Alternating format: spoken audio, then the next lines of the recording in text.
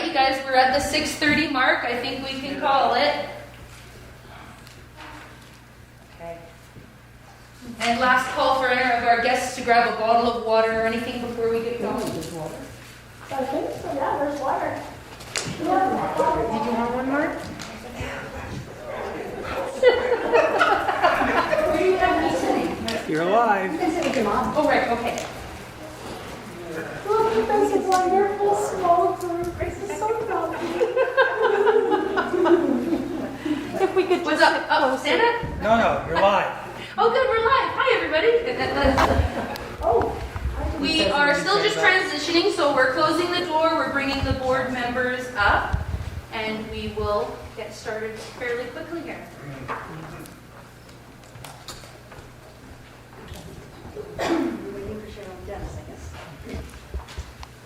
We don't need to wear a mask up here? You're in my six, my safe six. Oh. So up here we don't need to wear a mask? Are we going to leave that? Saying up here we didn't need to. I don't think we're going to answer. Okay, yeah, right.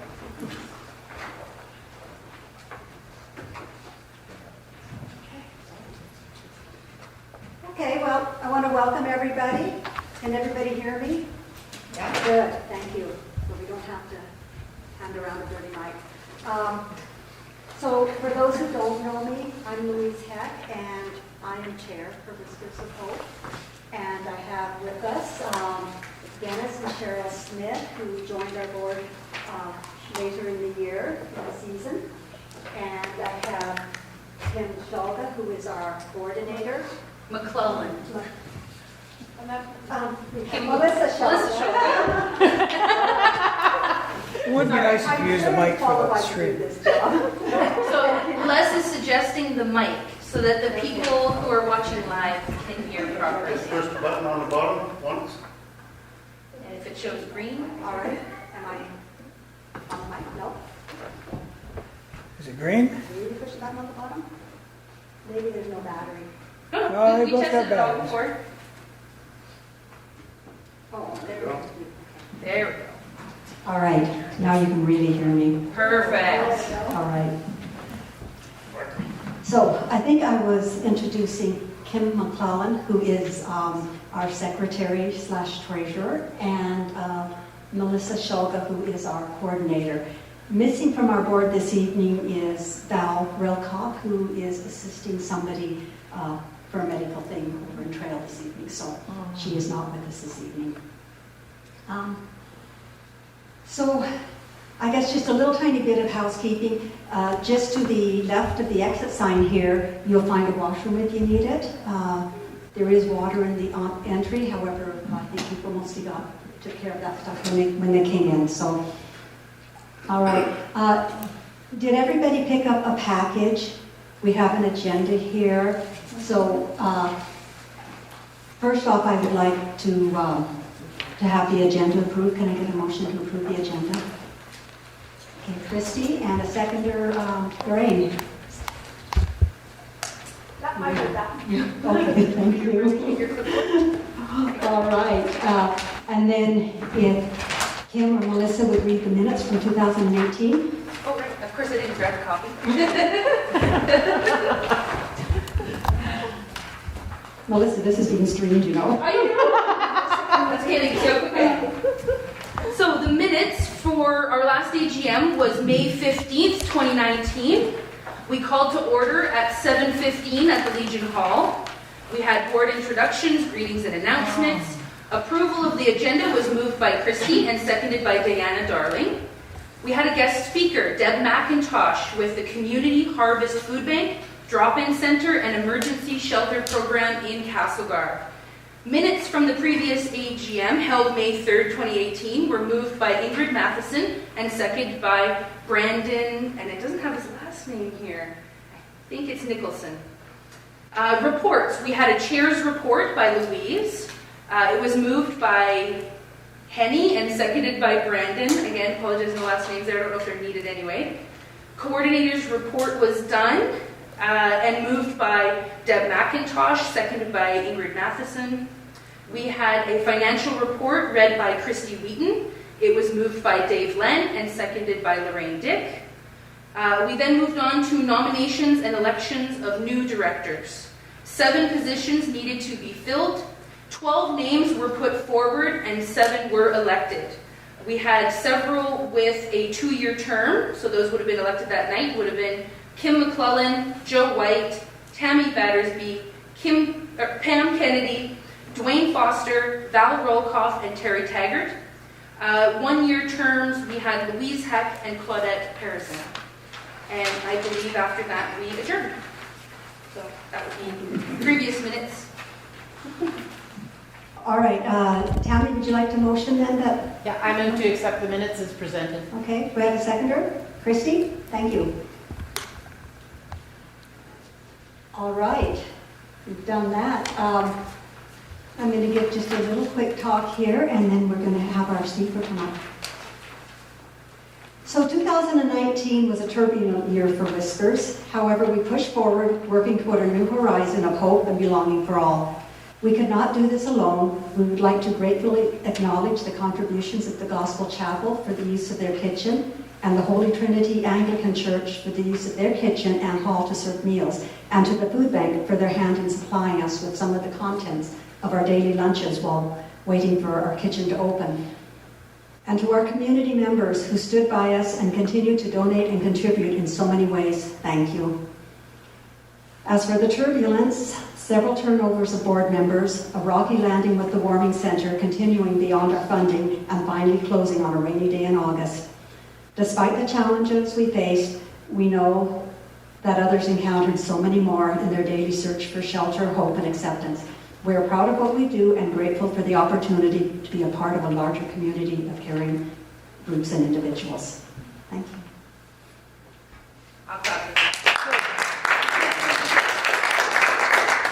Very nicely said. Thank you. I would now like to introduce Tanya, and I'm going to let her say her own last name when she comes up. She's going to speak to us just a bit this evening. Is it okay if I stand down here? You certainly can.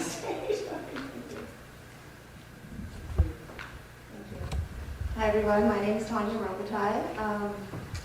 I'm coming to talk to you today about the benefit Whispers has had in this community and continues to have.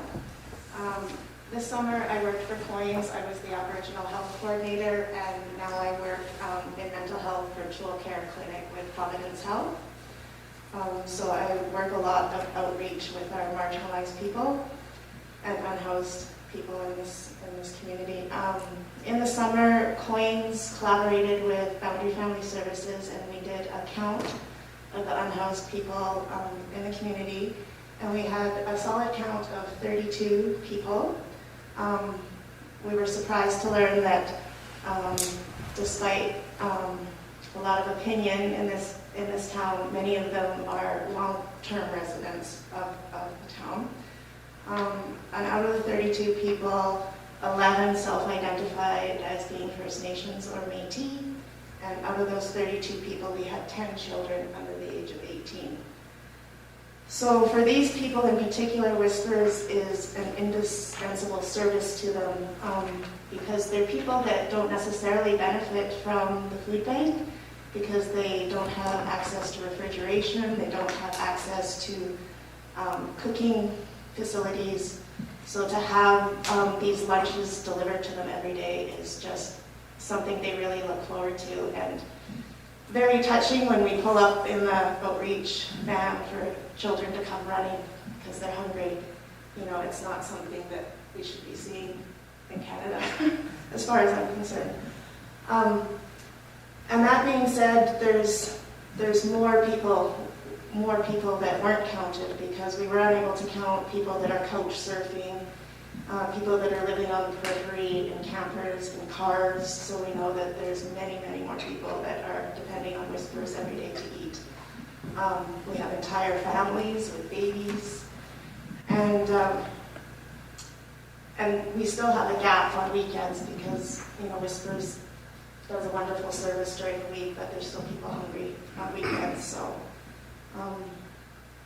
I'm just so thankful that Whispers exist because I don't know I don't know what these people would do and how they would eat. So it's such a beautiful thing that you guys are doing here and supporting our community.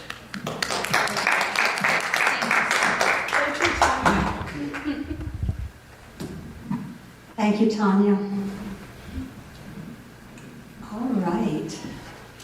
We are moving quicker than I thought we were moving. So I'm going to speak a little bit to the Warming Center. That was our project in 2019 that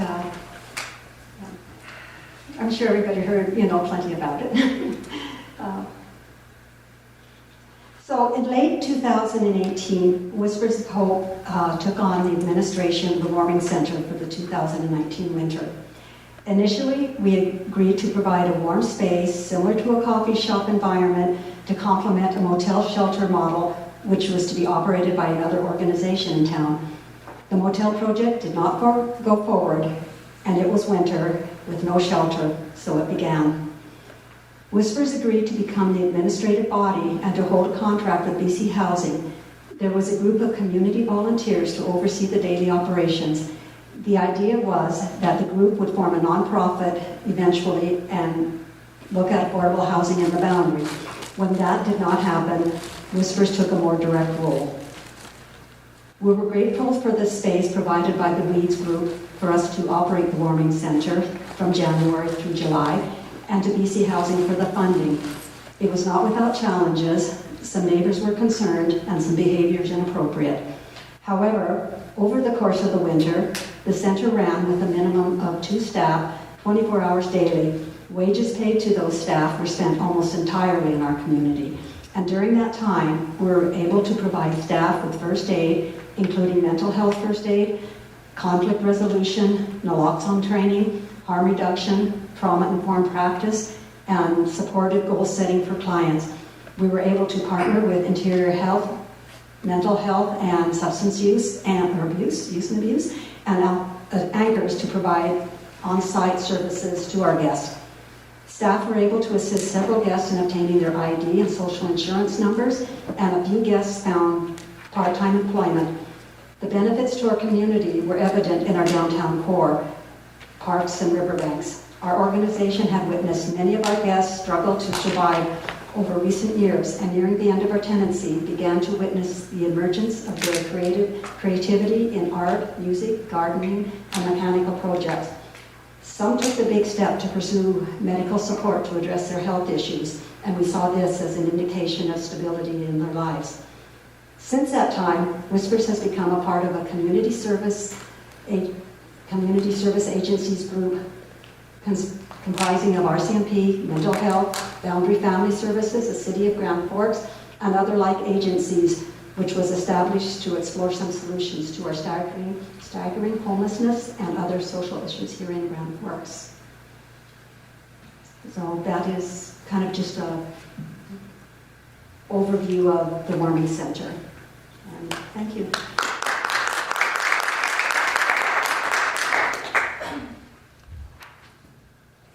Okay. I don't mind rolling into my report. Okay, we'll do that while we're waiting for our auditor to come up. Okay. There you go. Thank you.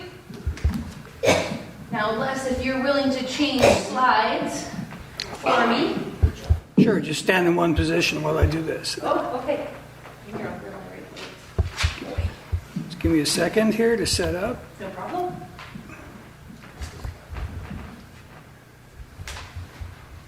And as long as folks can see the slides, they don't need to see me. It's okay.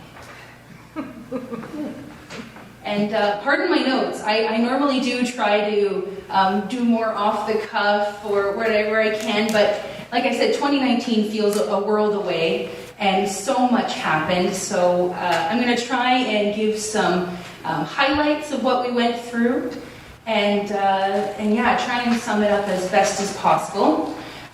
We probably won't have enough time for a Q&A after I'm done and before the auditor, so keep any questions you have in mind or whatever, and we can try and make sure that they all get addressed at the end. We'll try and let the auditor answer her questions and the financial stuff first, and then you can hit me with all you've got. So we'll do the second slide. I like to see Whispers as a conduit or as a funnel. It's an opportunity for community donations, for volunteer efforts, and for service providers to reach those in need and vice versa. Some of our main stakeholders for 2019 would have included Anchors, BC Housing, Blessings Boutique, the Boundary Food Bank, Boundary Resource Center, or otherwise known as the Women's Resource Center, the Holy Trinity Anglican, Habitat for Humanity Restore, Mental Health and Substance Use, Phoenix Foundation, several of the church groups, and of course local farmers, just to name a few. Let's go to the next slide, please. In our timeline, we started off in January with our BC Housing contract. We had a warming center committee appointed, the warming center opened, and at that point we were still looking for a property to operate our commercial kitchen trailer. In February, we received a gaming grant. The 5th Street property that we're currently on became available for a 3-year lease, and we started to letter the neighborhood. In March, we secured our kitchen lease. We hosted an open house at the kitchen. We overhauled our website, signage, and communications based on the public feedback sessions and the surveys we were doing. I had a local podcast interview with Sam Jepson. The board started reviewing policies and procedures for the warming center more in depth. In April, we started to list our kitchen trailer for sale now that we had another home. The kitchen floor plan was done and the reno budget was approved. Contractors began renovations and we participated in a community cleanup event. In May, we hosted our AGM. We had a public info session at the Purley School where we sat on a panel. We received a huge donation from the Dollar Store with More, worth over $68,000 worth of stock. We had a new board vote to continue the warming center project. In June, we began our Saturday markets. We had a work party loading all of our clothing recycling. Council started to discuss the warming center zoning, and the board began reviewing agreements and proper conduct. In July, the council voted to close the warming center. We joined the local social service advisory group. We spoke with Pivot Legal Society. We hosted a trauma-informed care course, and we presented a delegation to the city to reconsider their bylaw enforcement. Next slide, please. In August, the warming center was closed. Board leadership changed. We joined the Grand Forks Community Action Team, and we hosted Managing Hostile Interactions, a physical safety course. September was quite, I guess, boring. I had nothing for September. I'm surprised. October, we met with the Ministry of Social Development and Poverty Reduction as part of their Community Integration Initiative. We hosted a Friendsgiving dinner social at the Gospel Chapel. In November, we catered and attended a 2-day board governance workshop at the Legion. We began hosting hot lunches at the Holy Trinity Anglican Church 4 days a week. In December, the kitchen renovations were nearing completion. We participated in the Community Festival of Trees fundraiser, and the church meals continued on into the new year. Next slide, please.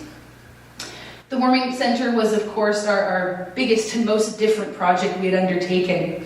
One of our most challenging and rewarding projects for sure. The concept started as a 24-hour cafe to complement the motel stay program and quickly changed to include bed night stays when the motel plans fell through. While the opportunity was thrust upon us out of necessity, the overall experience and our work with BC Housing was insightful and inspiring. Most people would think that one of the most rewarding things is being able to provide shelter and stability to people, and definitely it was. It was quite emotional and positive. But another would be to employ 14 people in very competitive wages and provide for them a slew of training. Some of the training in which was not actually available locally, and so we hosted a few, like I had mentioned, which made the opportunity available to other service providers as well. So very positive and fun to participate in. Next slide. We continued offering bagged lunches through our thrift store since the summer of 2018, and we finally started cooking again in October. Through the events and the generous offer to use the Anglican Church, we were able to offer more meals to more people in the community. More seniors and families participated in the hot lunches, and the opportunity to gather and socialize creates a more positive dynamic. It allows for better feedback of needs and opportunity for people to network amongst themselves as well. Next slide. Here you'll see some of our meal statistics. I have a green line being the 2017 year. That's what it looks like when Whispers has a stable home, a drop-in center for people. We see regular use of the kitchen. It's so sad to see it completely drop in 2018 when we lost our location and were impacted by the flood as well. And starts to really trickle up a bit with our outreach lunches out of the thrift store, and we start to see it slowly climbing back up. I can't wait until next year's AGM and we can talk about our numbers now. Next slide, please. The renovations were slow but exciting, and a lot of thought and care went into planning the space. We even installed an additional public hand washing station well before the thought of COVID, and I'm going to keep bragging about that one. We wanted the neighborhood and the community to see that we cared, and we wanted to make positive changes wherever we could improve the space. Above all, we want people to feel safe and welcome on our premises. I want to say a special thank you to Rick Hines for his carpentry expertise and hours of work finishing the space. Without his guidance and commitment, it didn't really feel like we were ever going to be done. So, thank you again, Rick. Next slide, please. And the thrift store, thriving on 3rd. A lot of work and a lot of fun, I say, with the thrift store. If it wasn't for the incredible efforts of our staff and our volunteers and the extremely generous nature of our community, our organization would not exist. Period. Thank you. April of 2019 marked our 1-year anniversary in the new space on 3rd Street, and we were busy. While the space was smaller, we made every inch count. Thanks to the enormous donation from the dollar store with more, not only did we get a ton of stock, but several new shelving units, which increased our available space and improved organization. A new fundraising initiative was spearheaded and implemented by our volunteer superstar, Yvonne Copen. Yeah, please, round of applause. I'm going to embarrass her. This led to further participation in Christmas markets and has been very fun. We continue it now. Well, not the markets, but the baskets. We also started a new monthly discount day. It was targeted at low-income families, and we offered half off to all items in the store. It's been quite fun, along with our bag sales that we do regularly, or we did regularly then. And last slide here. We highly value inclusion and community participation. We believe that if we work together to increase harm reduction, reduce poverty, and improve community supports, that we can build a healthier community together. Being a member is the first step. So thank you all again so much for being here. All right. Now we are just a few minutes away from 7 o'clock. We will be logging on to a Zoom call with our auditor at 7.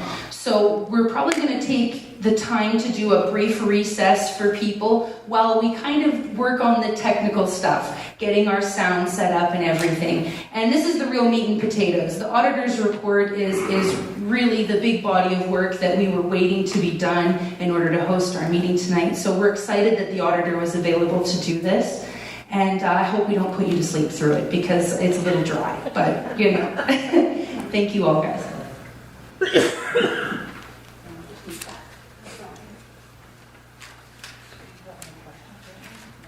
Oh, I guess, yeah, that's actually a good point. I was actually worried we didn't have time for questions, so maybe I could take some if anyone had anything to do with it. Yes, Mike. My name is Michael Kilbride, and I wanted to commend and congratulate Whispers on behalf of a group of 15 people, most of whom were residents at the shelter during that very tumultuous time. And I do recall, as the chair mentioned, that rainy day in August, Madam Chair. It was a sad day. But I want to thank Whispers because Whispers has hung in there, and Whispers will now become the part of their story. What I mean by that is that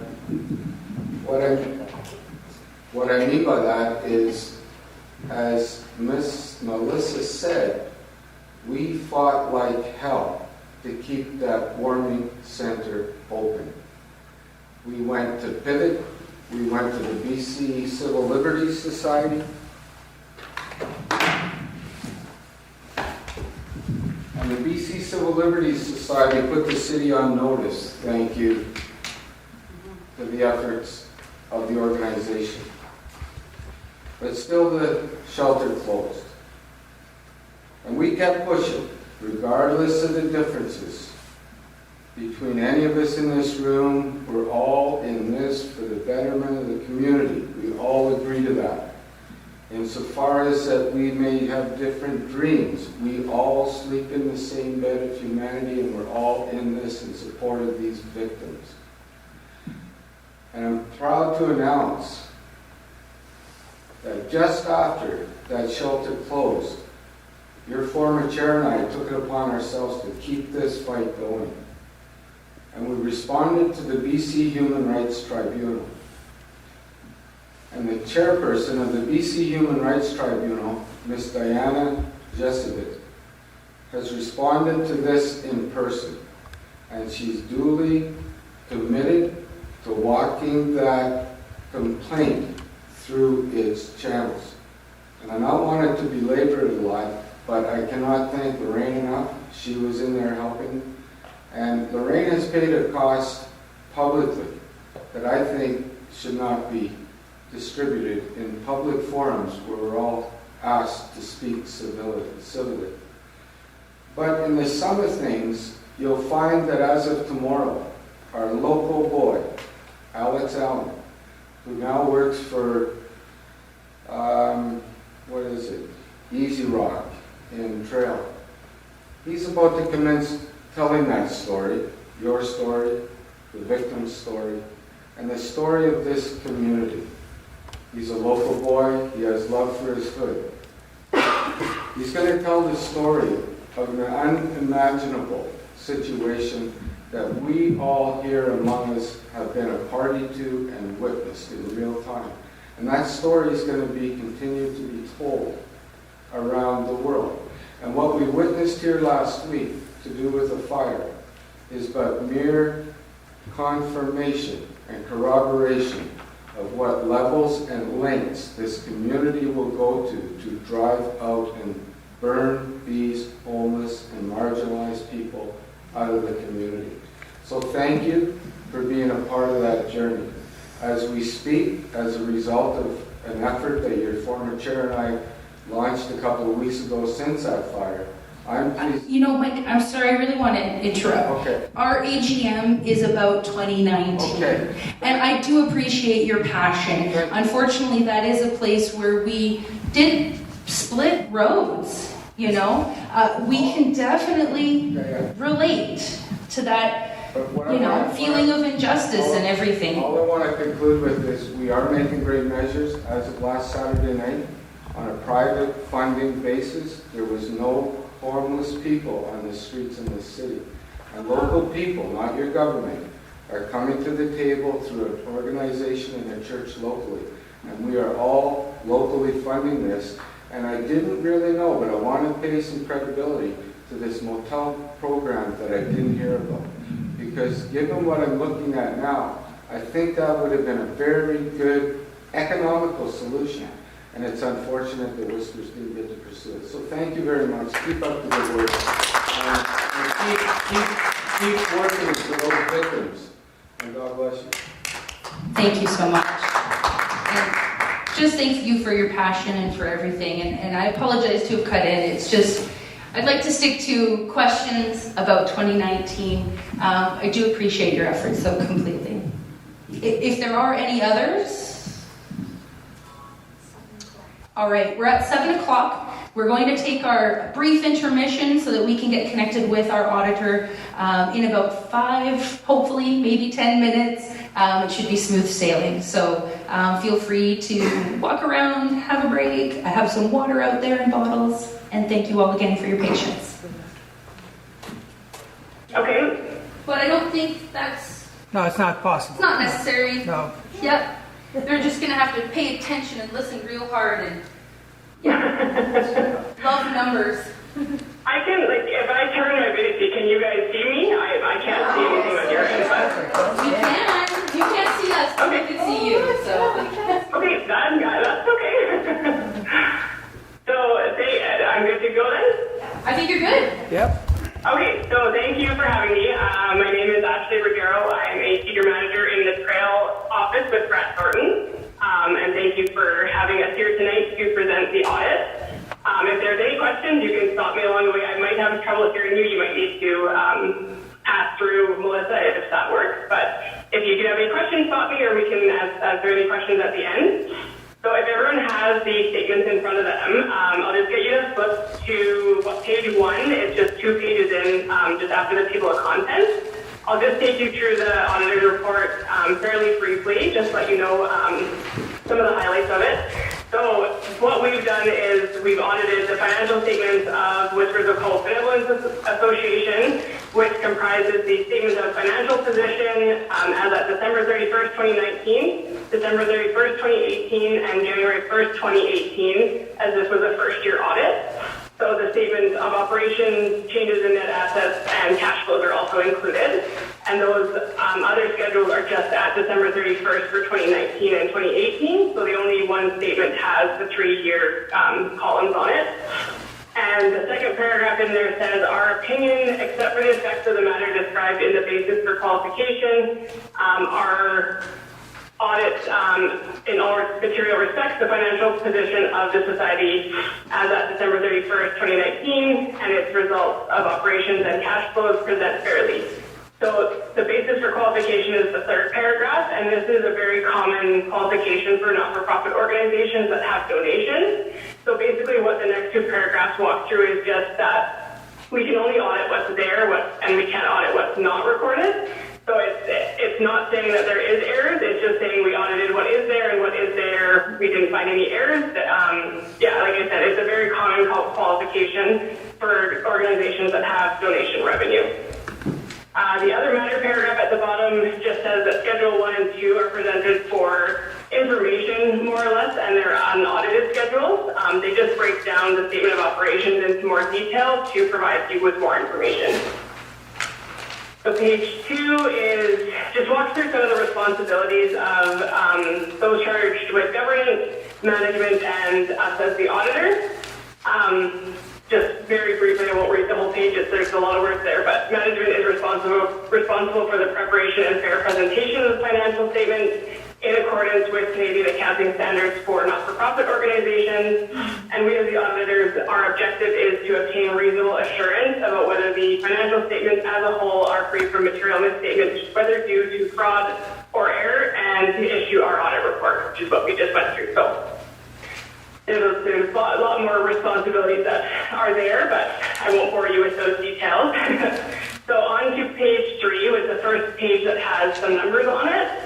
This is called the Statement of Financial Position, better known as a balance sheet, but for not-for-profits, that's the name of the schedule. So you'll see the 2019 column, the 2018 column, and then the January 1st, 2018 column. This is just a requirement of a first-year audit. So I'll just kind of walk through some of the changes that happened from 2019 to 2018. So the middle 2 columns, just to kind of go through some of the ups and downs.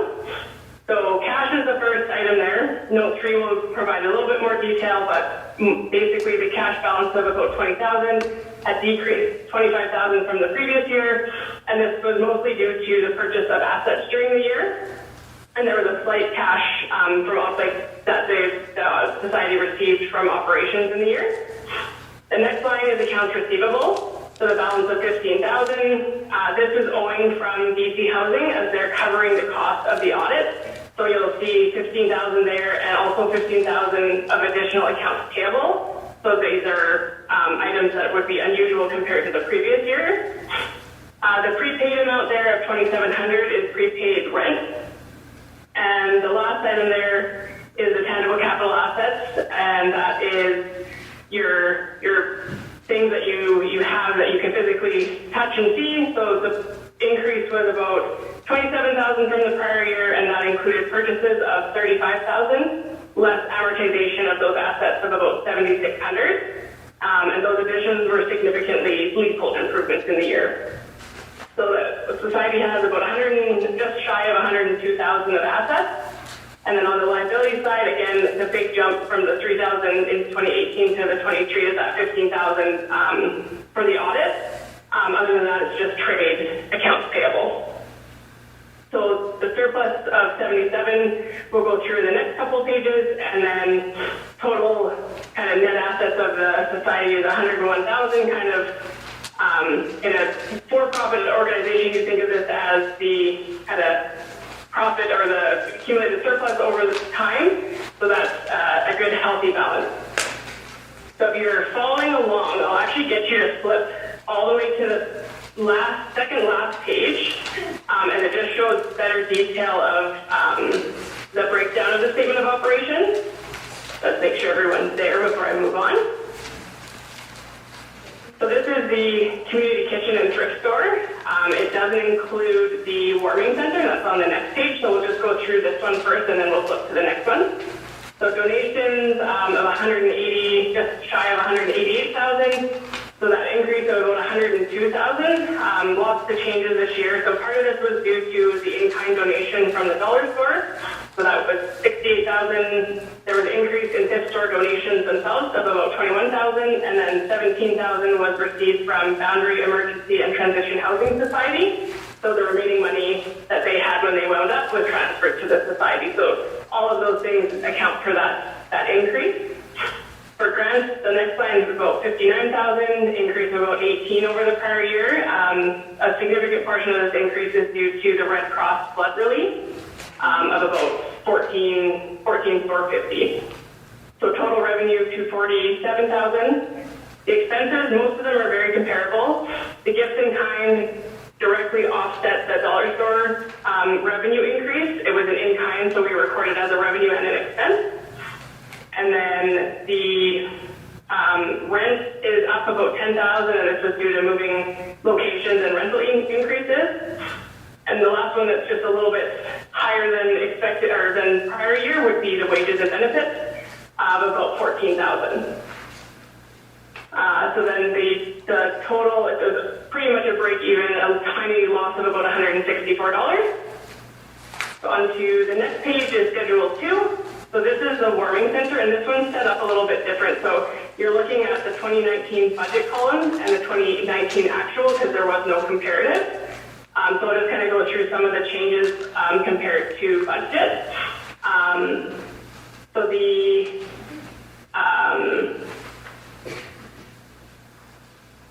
BC housing funding, it was budgeted at 405, but we did increase that to match the revenue because it was confirmed that BC Housing would cover the cost of the audit.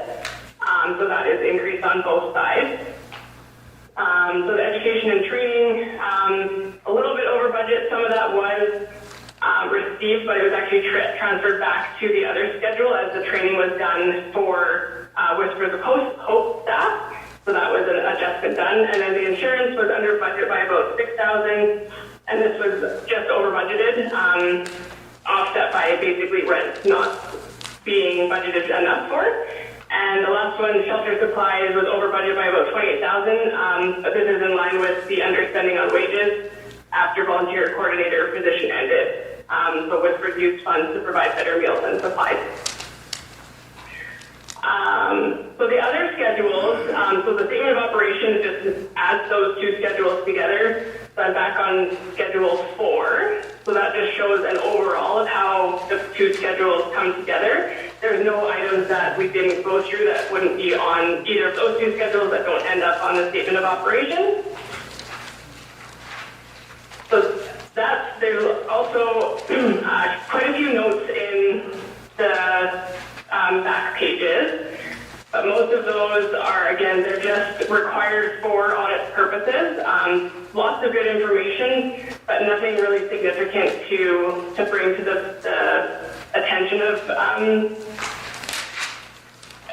they're just standard notes. I wouldn't draw attention. There's not too much in them that would require further discussion. Unless anyone has any questions, I can open it up to that. Well,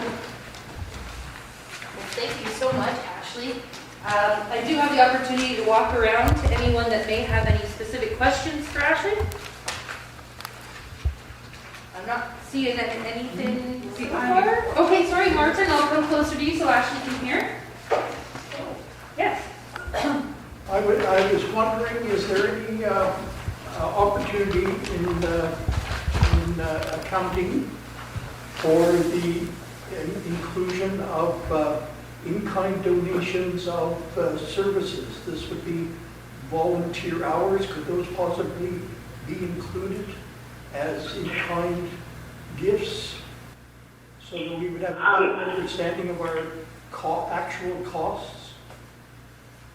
I think I heard your question. Let me just repeat it and let me know if I heard it right.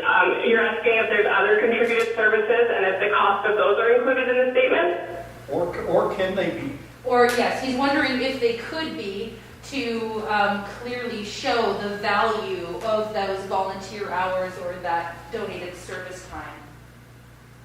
They definitely could be. There is a note it's on page 8. It basically says there's volunteers contributed time to assist the society, but these are difficult in valuing, so they're not recognized. But if you had a way of tracking them and that we could audit that, yeah, they could be included for sure. Excellent. That's a good to-do for me, I think. Better track the hours and for which roles so we could perhaps attribute a value to them for the future. Yes, for sure. My question is for Melissa. Is this posted on the webpage? So she was asking if this has been posted on our webpage, and yes, it has. Okay. So on our website, we have a reports page, and on it, I'm pretty sure it's at the very top of the list now for our financial reports. It says the 2019 Auditor's Report and Financials. So anyone, any member of the public can access it at any time. Super. Anybody else? No silly questions here. It's all good. Then I move we accept the report as presented. Okay, so we have a motion to move the report from Tammy, and it looks like it's seconded by Christy. And I think that it's moved. So Big thank you. huge thank you.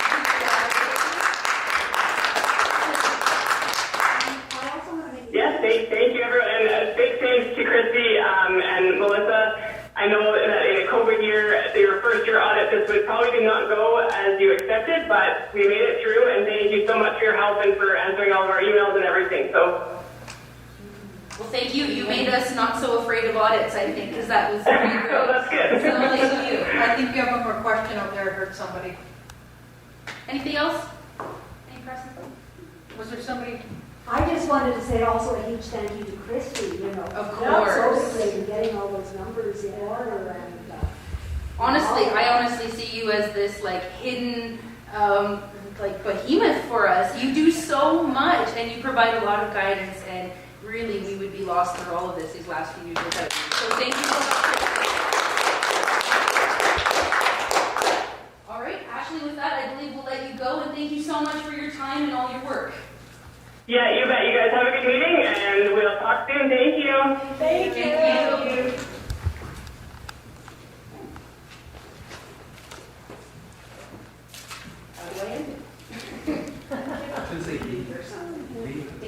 Close it all. Turn the speaker off.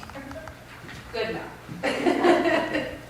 Okay, very quickly here. Chair, and I'm going to get Melissa to read these out because she has that bigger voice.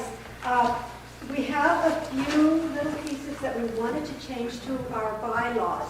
And to change a bylaw, we have to present the membership with a proposed change this year. It'll be voted on next year, and if passed, then will go into effect the following year.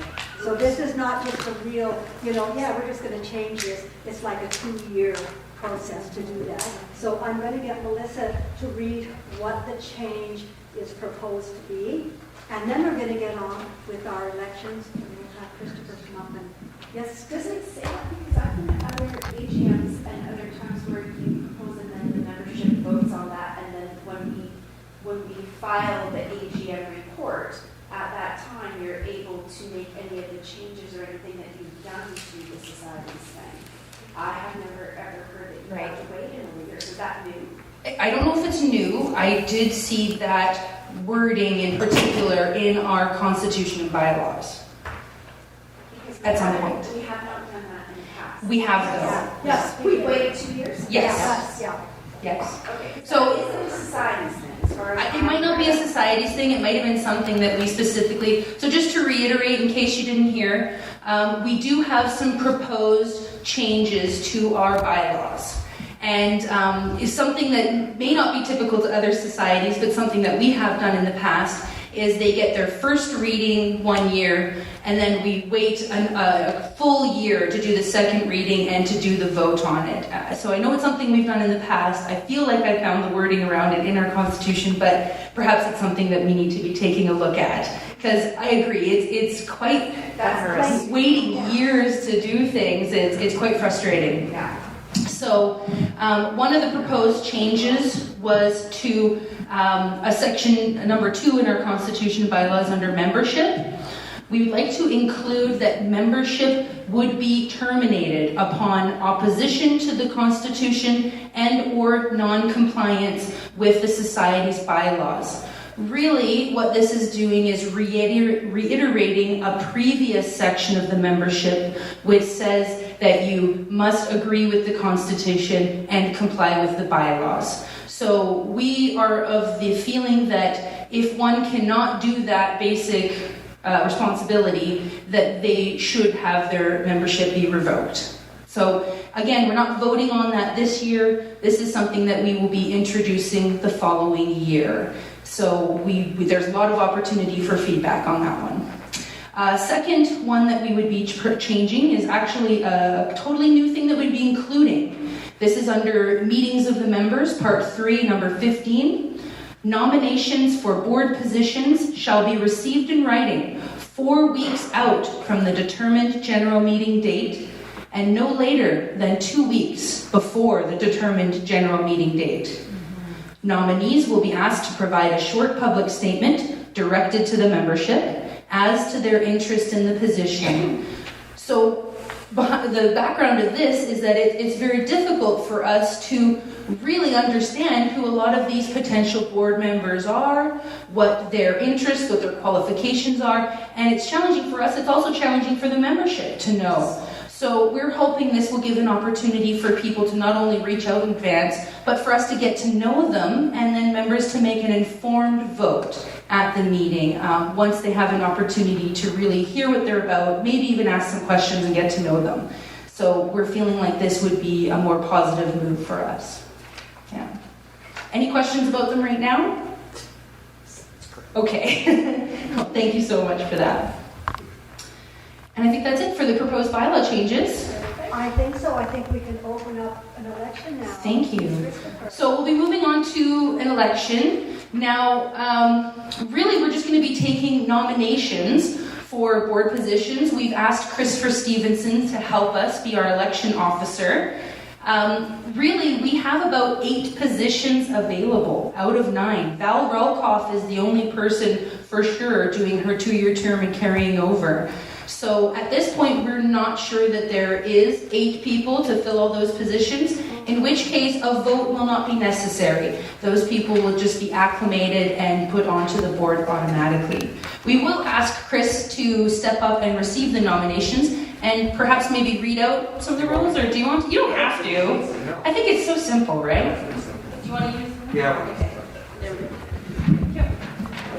Take off the mask, please. To take off the mask? I don't want to take the mask off. My wife is watching this and she's going to say you didn't wear your mask and give me that. Well, thanks for inviting me tonight. I've been asked to serve as elections officer for the election that you guys are doing for your AGM. So it's a pretty simple process. I'm going to declare the elections open and ask for nominations from the floor. As Melissa said, I think basically we need to have 2 people for sure and up to 8. And if there isn't more than 8, then it makes my job a lot easier. If there is more than 8, I'll write the names up on the piece of paper here. If there's more than 8, then we'll do it by a simple show of hands as to how many votes are for each person. And then whoever has the least votes, I guess, gets knocked off. Is that how it works?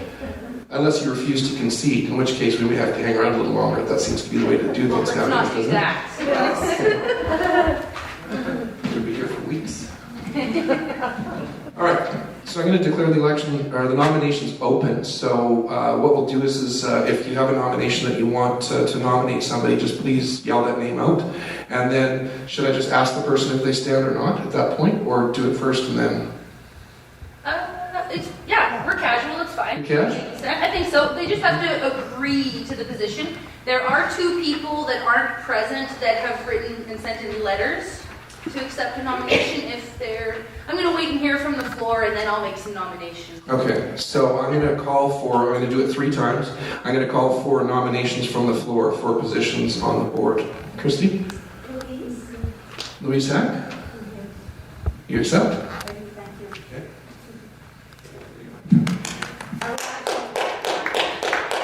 You can do more than one, but it has to go around the room once, so you can't stack it with a whole bunch of people. Anyone else? Nominations? I nominate Teresa Raven. Teresa Raven. And do you accept? Do you accept? Is that T-H or T-E? T-H? Okay, that's 2. Okay, next. Cheryl Smith. Cheryl, do you accept? That's C-H-E-R. Okay, so that's 3. Anyone else? I Tim? nominate Dennis. Dennis, do you accept? Yes. Okay.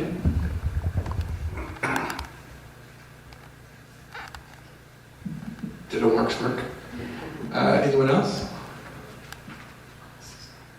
Yeah, I have a nomination for Claudette Parisian. I'll do her first. Claudette, last name? Parisian. Parisian. Parisian. Like the Pontiac. There you go. Right. I would. Okay, what is that? We got 1, 2, 3, 4, 5. 5 so far. Anyone else? Can I come back? You can come back here. Yeah. How about Kim? Kim? Yes? Yes. I was reluctant. Is there a D on the end of that or just an N? Is there It's what? McClellan, right? No D? No D. Okay, so that's 6. 2 more to go. Anyone else? You have one. Val stays. Yeah. I have a email from Susan Fisher. So I would like to nominate Susan Fisher, and I have a letter of her accepting a role. So Susan Fisher. Last name is in Fisher. S-H-E-R. 8, 9 total. Was that 7? 7, so 1 more? Anyone else? Tell me you're not coming back? Not this year. Okay, so Sunday, not this year. I'm going to ask a second time for nominations then. It's getting close. It's almost done. Is that good? Everybody's happy I with? think so. Yeah? Okay, so I'll call for a third time for nominations.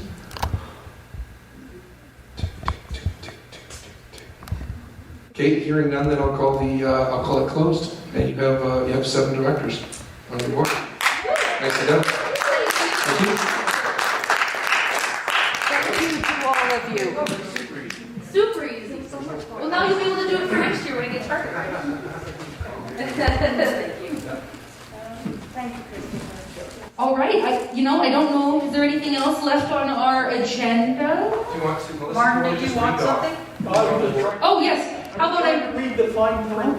read the fine print? I'm going to once again read out the names of our new board members, or I guess newly appointed, some of them are returning for sure. We have Louise Heck, Teresa Raven, Cheryl Smith, Dennis Smith, Claudette Parisian, oh my god, I'm going to keep slaughtering her name, I'm sorry, Kim McClellan, and Susan Fisher. So thank you all so much for your volunteerism and your commitment. It's a very valued position. So, and at a later date, amongst themselves, the group will be determining who is fulfilling what roles in terms of president, vice president, secretary, treasurer, those things. So based on their skills and their interests, we will be filling those roles amongst ourselves.